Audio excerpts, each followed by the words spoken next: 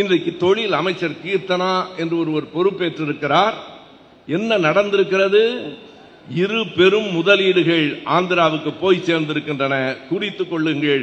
ஒன்று, போர் விமானங்களுக்கான அந்த தொழில் முதலீடு 15,200 கோடி.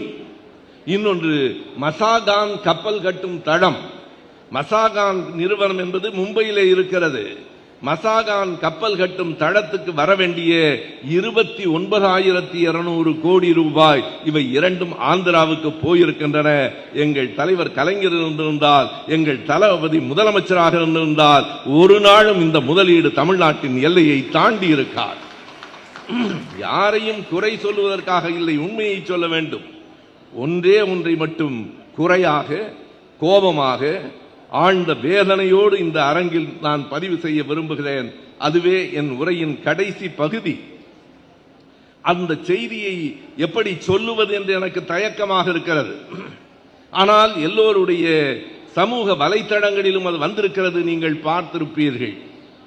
இப்போதும் அது சுற்றி கொண்டிருக்கிறது. எனவே எனக்கு சொல்லியாக வேண்டும் என்று தோன்றுகிறது. முதலமைச்சரின் கவனத்திற்கு என்றே நான் சொல்லுகிறேன். கலைஞரின் பிறந்த நாளில் செயற்கை நுண்ணறிவு என்று சொல்லுகிற ஆர்டிபிஷியல் இன்டெலிஜென்ஸ் மூலமாக ஒரு படத்தை உருவாக்கி கலைஞரை இழிவுபடுத்துவதற்காக அதை பரப்பி இருக்கிறார்கள். இன்றைக்கு திமுக நண்பர்கள் சென்னை மாநகர ஆணையரிடத்திலே அந்த புகாரை கொண்டு போய் கொடுத்திருக்கிறார்கள். என்ன படம்?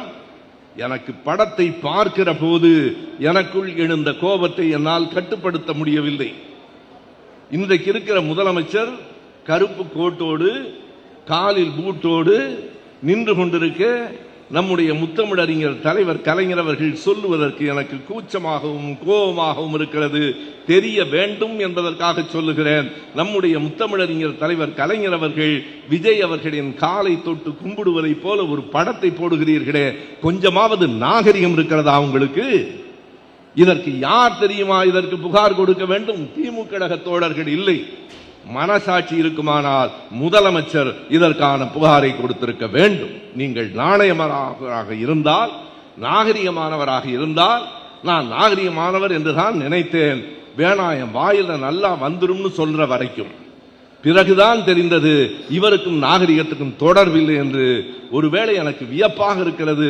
அவர் சில நேரங்களில் ஒரு திரைப்படத்தில் வருகிற அம்பி மாதிரி இருக்கிறார், சில நேரத்தில் அந்நியன் மாதிரி இருக்கிறார். ஒருவேளை உண்மையில் அவர் அம்பிதானோ என்று தோன்றுகிறது. அந்நியனாக லாட்டரி சீட்டு விற்கிற யாரோ பின்னால் இருக்கிறார்கள்.